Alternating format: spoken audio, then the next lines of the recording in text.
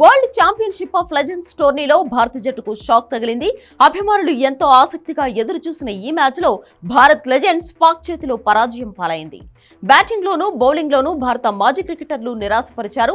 ఈ మ్యాచ్ లో పాక్ బ్యాటర్లు విధ్వంసం సృష్టించారు. భారీ షాట్లతో విరుచుకుపడ్డారు. కమ్రాన్ అక్మల్, షర్జీల్ ఖాన్, మక్సూద్ హాఫ్ సెంచరీలతో చెలరేగారు. ఫలితంగా పాక్ లెజెండ్స్ 20 ఓవర్లలో 243 పరుగుల భారీ స్కోరు చేసింది. భారత బౌలర్లంతా భారీగా పరుగులు సమర్పించుకున్నారు.